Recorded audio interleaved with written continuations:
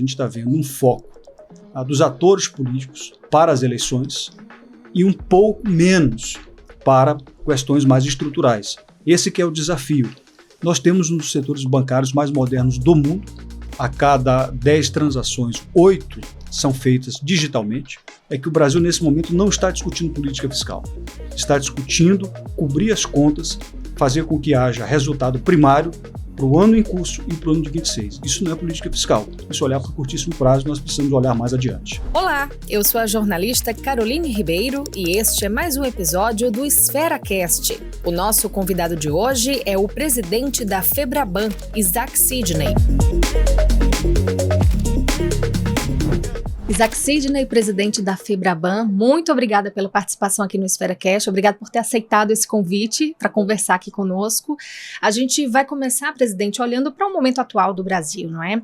O senhor mesmo já afirmou que o Brasil está no rumo errado, não é? Quando privilegia essas medidas de arrecadação, como o IOF, por exemplo, no lugar de medidas mais estruturais.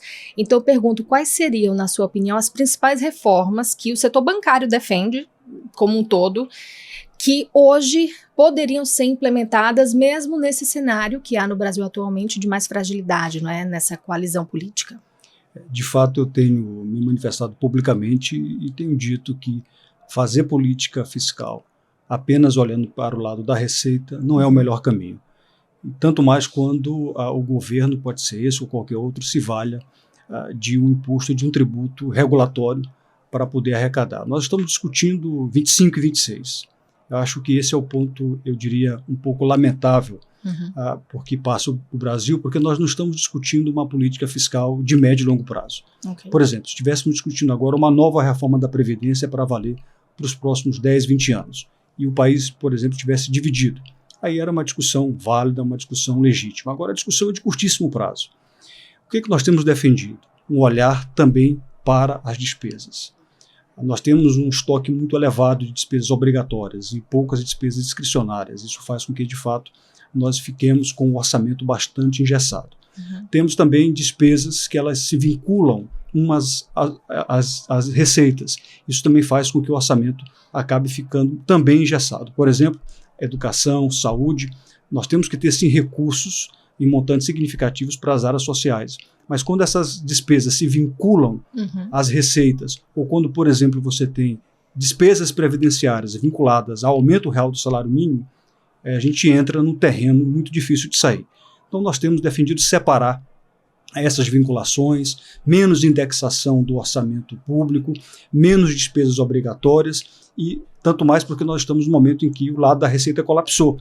Não adianta insistir e fazer com que a carga tributária sobre a sociedade aumente, porque existe um esgotamento nesse sentido.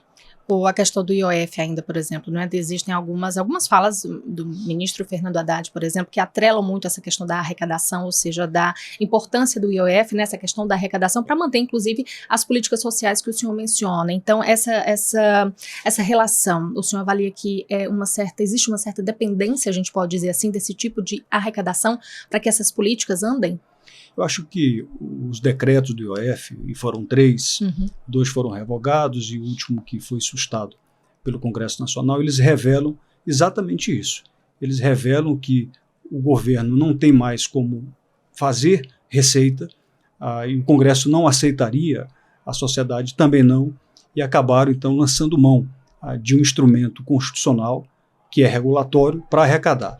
Isso mostra que nós estamos com o arcabouço fiscal precisando de uma nova revisão. Isso mostra que o que foi feito foi importante quando o governo assumiu. É importante a gente lembrar da PEC da transição, ainda no final de 2022. Depois o arcabouço fiscal que o governo encaminhou para o Congresso em março de 2023, mostrando compromisso naquele momento com a sustentabilidade da dívida pública. E depois nós vimos as despesas dispararem de uma forma um pouco menos controlada. Então, esse é o momento que a gente possa e deva fazer algo diferente de usar um imposto que é meramente regulatório para arrecadar e para o curtíssimo prazo. Essa é a minha maior preocupação. É que o Brasil, nesse momento, não está discutindo política fiscal. Está discutindo cobrir as contas, fazer com que haja resultado primário para o ano em curso e para o ano de 26. Isso não é política fiscal. Isso olhar para o curtíssimo prazo, nós precisamos olhar mais adiante. Qual é o problema, qual é o principal problema, na sua opinião, de justamente olhar para o curto prazo. O que é que isso pode trazer, no que é que isso pode prejudicar o Brasil no médio e longo? Quando o governo encaminhou o projeto da LDO para o ano que vem, já está afirmando lá que para 27, por exemplo, não tem receita suficiente para cobrir as despesas previdenciárias. Então, isso é um sintoma absolutamente claro que nós, mais uma vez, entramos numa linha de não sustentabilidade da dívida pública. Então, esse é o momento que a gente precisa parar, independentemente de eleições. Mas, nesse momento, o que nós estamos vendo? A gente está vendo um foco dos atores políticos para as eleições e um pouco menos para questões mais estruturais. Esse que é o desafio. 26 vai chegar como chegaria a qualquer momento, mas eu acho que nós estamos antecipando muito, nós estamos fazendo com que narrativas acabem dominando o cenário político, quando a gente precisava focar um pouco mais em questões estruturais. E esse cenário pode ser, então, responsável por travar, nesse momento, algumas dessas reformas que o senhor, a FEBRABAN, defendem também. É uma falta de vontade política, é um medo de alguma reação social também, porque isso é muito tido em conta hoje e as repercussões podem ser muito grandes. É alguma questão mais de conveniência? Qual é a sua opinião sobre o que trava, o que impede? Olha, tem um momento de tensionamento político e a temperatura está bastante aquecida em relação aos poderes, sobretudo executivo e legislativo, né? Nós tivemos aí uma sucessão de edição de atos, de sustação de atos e de ajuizamento de ações perante o Supremo. Essa temperatura tem de baixar. Não vai adiantar esticar essa corda, não vai adiantar tensionarmos mais. Nós precisamos criar um ambiente de conciliação. Eu acho até que poderíamos aproveitar as 3 ações que estão tramitando no Congresso, no Supremo Tribunal Federal, tem 2 ações diretas de inconstitucionalidade e uma ação que a AGU hoje ajuizou de declaração de constitucionalidade. O ministro Alexandre de Moraes é o relator de todas as 3. Eu acho que temos um ambiente para chamar uma audiência de conciliação e fazer com que, nesse momento, a gente possa caminhar para um outro trilho que não seja o tensionamento político. E voltar uma agenda para que o Congresso Nacional possa trabalhar, atuar. Nós temos ainda muito tempo até as eleições e nós temos que aproveitar esse tempo. Recentemente, agora mudando um pouquinho aqui a nossa pauta, o Instituto Esfera lançou um estudo sobre a importância, não é, do COAF, de fortalecer o COAF nessa luta contra o crime organizado, enfim, com algumas reflexões e também trazendo aí o que pode ser feito para atualizar esse conselho, não é, que é tão importante, mas está um pouco desatualizado, né? O senhor foi até um dos painelistas no evento de lançamento do estudo, teve lá, conferiu de perto as reflexões, não é, viu esse anúncio da pesquisa e dos resultados. Como é que a FEBRABAN avalia as atuais circunstâncias, não é, do COAF, desse conselho que, como eu disse, tem muita relevância, mas acaba pecando, está desatualizado, e como é que a FEBRABAN olha para esse momento? Olha, o enfrentamento ao crime organizado, tanto mais na esfera financeira, só se faz com muita inteligência, inclusive financeira. Só se faz com a conjunção de esforços entre o poder público e o setor privado. E o setor bancário, em qualquer lugar do mundo, ele pode ser um canal propício para que ilícitos financeiros aconteçam. Então, o que nós temos de fazer é blindar o setor bancário para que ele não possa ser destino, nem veículo, nem canal de qualquer ilícito, muito menos de lavagem de dinheiro. Um sistema financeiro que se diz sólido, que se diz eficiente, que se diz moderno, que se diz inovador, não pode ser veículo e canal de ilícito financeiro. E esse é um desafio que nós temos. Nós temos aí, por exemplo, por ano, algo como 200 bilhões de transações bancárias. No ano passado foram 208 bilhões de transações bancárias. Então o mundo passa financeiramente pelo setor bancário e é importante que a gente tenha uma política pública, um poder público e órgãos capacitados, aparelhados como o COAF, para poder enfrentar com inteligência financeira o crime organizado no sistema financeiro nacional. Quando o senhor fala desse volume de transações, a gente imediatamente atrela ao fato da questão da digitalização. Hoje em dia os bancos investem cada vez mais, investem pesado em digitalização, mas essa bancarização real que a gente vê na prática, no dia a dia, ainda é um desafio, especialmente quando a gente olha para a realidade do Brasil, que é um país continental, que tem as suas periferias, que tem as suas dificuldades de acesso.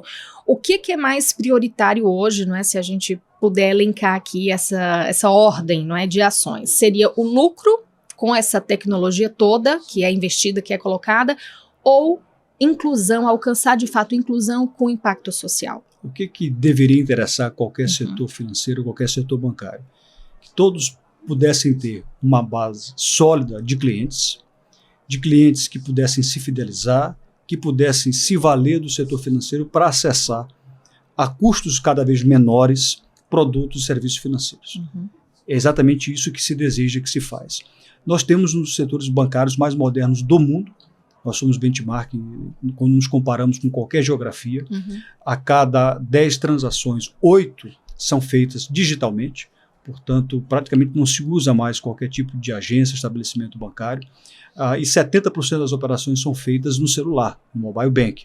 O que mostra que nós temos, de fato, uma tecnologia de ponta, nós temos inovação, nós temos capacidade de fazer com que o cidadão possa não só acessar o setor bancário, mas possa ser incluído dentro de uma expectativa, de uma perspectiva de cidadania financeira.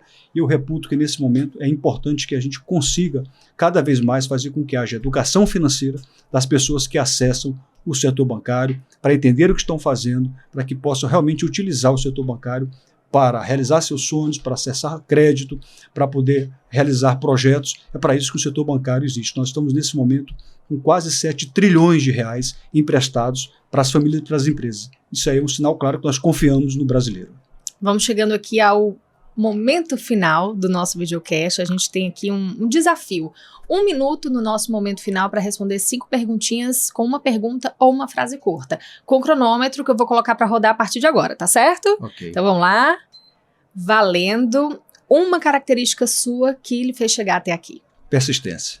E uma coisa que você faria diferente aí na sua carreira. Eu seria um pouco menos agitado. Se fosse presidente e tivesse todo o poder nas mãos, qual seria a lei sancionada amanhã, a primeira? Acho que seria impossível, acho que eu não me candidataria. Presidente, quando a gente olha para o Brasil nesse momento, não é? Qual é o principal desafio hoje do Brasil numa única palavra? Eu acho que é fortalecer cada vez mais a democracia. Nunca podemos retroceder. E qual é uma figura brasileira, a figura brasileira que mais lhe inspira? Eu diria a figura da advocacia. Eu gosto. Eu gosto da advocacia brasileira. Desafio cumprido, ainda sobrou tempo. Obrigado. Obrigada pela participação hoje, foi um prazer recebê-lo aqui no EsferaCast. Muito obrigado. Muito obrigada por acompanhar mais um episódio do EsferaCast. Não se esqueça de nos seguir neste e em outros canais. Os links estão aqui na descrição. Até a próxima!